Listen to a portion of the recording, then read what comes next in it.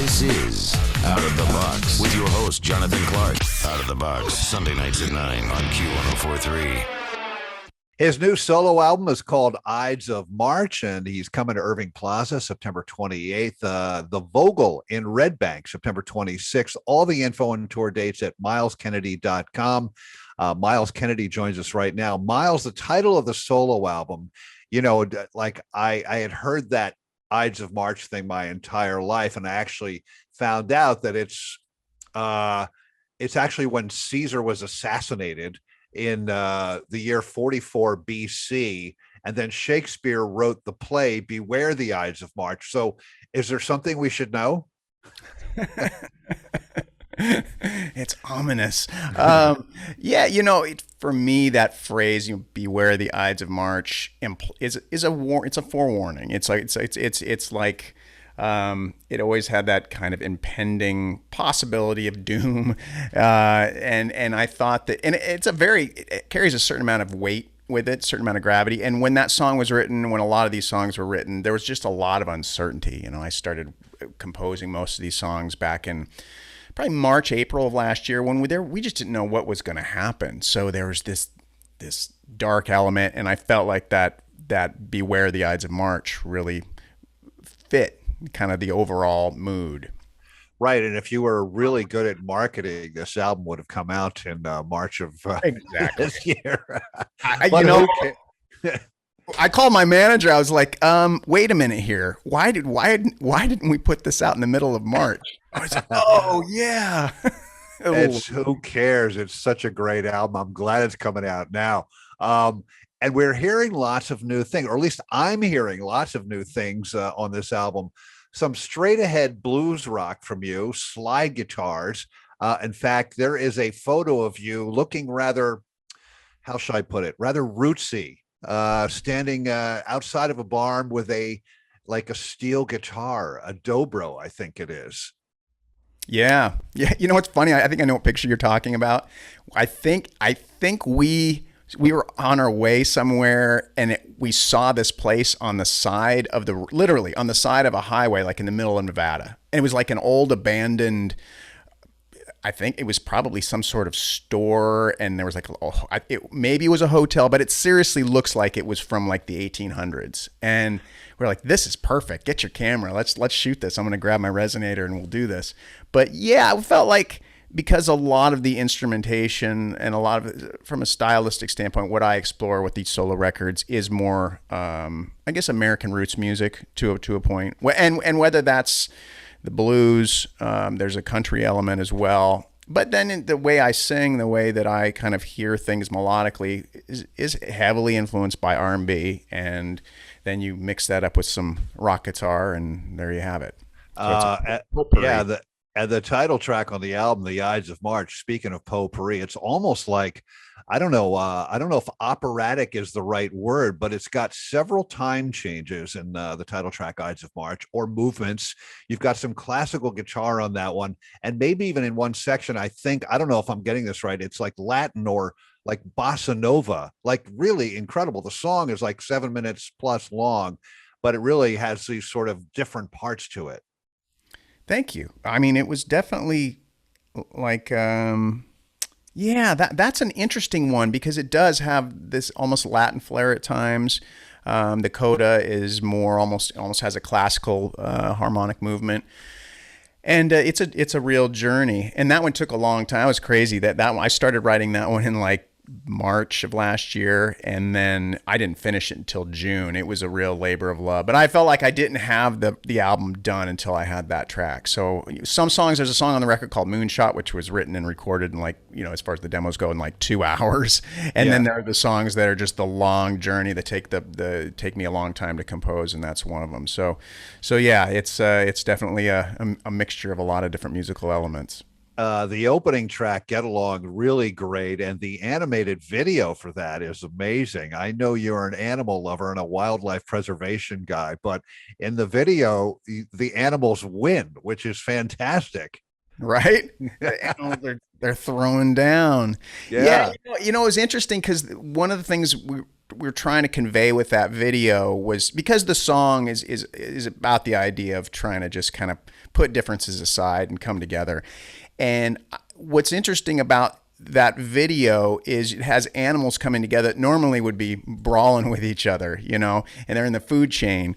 And it's the idea that they come together for this to fight this common existential threat.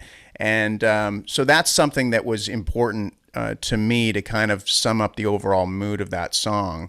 So yeah, and it's fun. People love animated animals. You know, you who doesn't? Right. It's like watching cat videos or puppy videos on YouTube. I mean, so the album, I'm assuming, recorded at your home studio? The album was actually all the demos I did in my home studio. In fact, just pieces of those demos ended up making it onto the record. But most of the record was recorded at Michael Basquette's studio in Florida, which was interesting getting from Spokane, Washington. You know, I live in Spokane. Zia lives in, my drummer lives in Seattle, and then Tim, my bass player, lives in Chicago. So keep in mind that this was all recorded last August when the world was we're still trying to figure things out. So we were like, well, instead of flying, plus we could get a rental car and drive across the country. So it took like 3 days, and wow. Yeah. And it was fun. It was actually probably one of the funnest parts of making that record. Just a road trip. And those guys will be touring with you as well, right? Correct. I'm taking Zia and Tim out on this run. And we actually just did rehearsals for the last week, and that was fun. We're taking these songs and kind of reimagining them as a 3-piece, which generally means the songs rock a little harder when you're in the studio, and you can incorporate all these, I can take, I want to play some lap steel here, I want to play the dobro here. With this, it's just, I've got my rhythm section, they're holding down the fort, and then I'm like, turn up the guitar, let's rock this out and make some noise. Yeah. We get to hear you stretching out on guitar on this new solo album. I know you were a jazz enthusiast. Who are some of your go-to jazz artists when you just want to listen and relax? Are there any ones in particular, dead or alive? Oh yeah, lots. Well, Miles Davis is probably, for me, that's the guy. John Coltrane. I love Pat Metheny as a guitar player. Pat Metheny, man. Oh, geez. I mean, that people are like, what's the one dream collaboration that would definitely be on there. He's just amazing. Ella Fitzgerald, that's as a vocalist, like we listen to a lot of Ella here at the house, so those are a few. And all those artists you mentioned, specifically Pat Metheny and Coltrane and Myles, they just take you away on a trip. I mean, you can easily forget about anything that's going on in your mind when you just put them on. It's just so escapist. It's just fantastic, right? I mean, absolutely, the way music should be, right? I mean, that's the power of it's the magical elixir that is music. And I remember, it's a funny story about Pat Metheny. As a kid, so I'm the oldest of the 3 kids, and my little brother had started getting into jazz when I was probably 17 or so. So I'm at the height of I'm a rocker, right? I'm listening to rock. It's all about Eruption, rock. Van Halen. Exactly. Yeah. Exactly. And then my little brother in his room, I'm like, he's usually playing some sort of jazz, and that's cool. I played trumpet, so I appreciated it, but it was never anything where it's like I'm going to admit to my little brother that what he's listening to is I'm really down with. And one day he's playing this record called Still Life Talking by Pat Metheny, and I'm like, what is that? And I got up and I just sat with my ear to the door for like 20 minutes, like, what is going on in there? And I didn't want to open the door and go, what are you listening to? Because then he'd know I was on to him. But I eventually discovered it was Pat Metheny. So, he's so good, man. So good. Myles Kennedy is with us. We're talking about his new album, The Ides of March, and shows coming up at Irving Plaza. And then Irving Plaza is September 28th. The Vogel in Red Bank is September 26th. All the info and tour dates, MylesKennedy.com. There is a wealth of material for you to choose from when picking out a set list. Is that a tedious process for you, or is it okay, I'm just going to do my 2 solo albums and maybe a couple other songs? Like, how does that work? That's kind of how it works. And it's really fun after being in the business for a few decades and having this catalog to pull from. It's actually really, the more I do this, the more I realize how crazy lucky I've been to have this career that allows me to do that. But out of respect for the bands that I'm a part, the other bands I'm a part of, I don't want to make it heavy on Alter Bridge material or Slash and Conspirators material. I feel like that's not appropriate. And, this is my time to get to play these songs that I've written for the solo realm. So the majority of the songs are based around the solo records, but I do a handful of songs from the other bands as an acoustic number, or, stripped down with a resonator or something, because I know people will show up and they want to hear some of those songs, and I want people to leave happy. I just had this crazy fantasy that Pat Metheny joined you on stage for an encore at Irving Plaza. Oh, what I would get! You have no idea. You have no idea what I would give for that to happen. Would that be insane or what? And the whole audience would be like, what? And I'd be like, yes, this is amazing. Right? You need to watch this right now. Exactly. Oh, could you imagine? I would, if I knew he was even in the building, on the block, let alone, I would probably totally freeze up. I'd just be like, because that's the guy. I mean, you ask a lot of jazz guitar players, and we're like, that's the guy. Living, he's amazing. Well, you mentioned this guy before, but I saw that Slash has a new record deal with, I think it's Gibson Records or something. Have you done anything yet with him for that new album, or is everyone just too busy with tour dates and stuff? Yeah, we started putting things together. Technically, we started putting things together for that record, writing songs on the last tour back in 2018, I think, or 19, whenever it was. Yeah.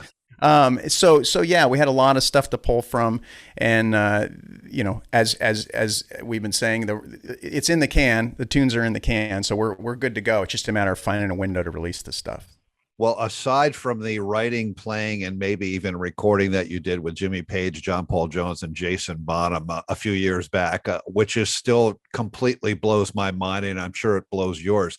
Are there other sort of surreal moments in your life where you just say to yourself, I can't believe I just met this person, or I'm playing with this person, recording with this person, or I can't believe we're playing here at this venue in this country? Does one sort of come to mind immediately? Well, there are almost too many. I mean, I feel like I'm the Forrest Gump of rock and roll. Like, how did I get in this situation? It's fascinating. We did a gig a few years ago with Alter Bridge at the Royal Albert Hall. We did 2 nights in a row, actually, at the Royal Albert Hall with symphony, and oh boy, that was pretty epic. And I remember just looking around the room, going, "Wow! I mean, this is crazy. How did this end up happening?" I mean, they're just, like I said, there's so many just wonderful experiences that I'll never forget. Well, we got to get you and Pat Metheny together. I want to see that, man, big time. That would be awesome. I'm going to play In Stride from the new album. What can you tell us about this one, other than the fact that I absolutely love the slide guitar on it? Oh, thank you. Well, that was a song that I didn't even know was going to make the record, let alone be the first single. When I was putting the songs together, I was like, I feel like the record could use kind of an up-tempo track and maybe something utilizing the resonator. And I remember when I demoed it, I kind of sent it sheepishly to the guys, and was like, what do you think? I mean, you think it's all right? And like, and Elvis, our producer, he was like, that was one of his favorite tracks. And so when the song was finally done, and the song is essentially about, trying to just kind of calm down in these crazy times we're living in and just take everything in stride. So it became this personal mantra. It turned out to be the song people gravitated towards. His name is Myles Kennedy. The new solo album is Ides of March. Everyone go check it out. And we hope to see everyone at Irving Plaza here in New York City for the show September 28th, and the Vogel in Red Bank September 26th. All the info and tour dates, MylesKennedy.com. Myles, it's always a pleasure speaking with you. And I will be at that show at Irving Plaza. So I'll be there with my devil horns in the air, man. So thank you for joining us on the show. It's been an absolute pleasure. Always love talking with someone who loves Pat Metheny. Thanks, man. We'll see you soon. This is Out of the Box with your host, Jonathan Clark. Out of the Box, Sunday nights at 9 on Q1043.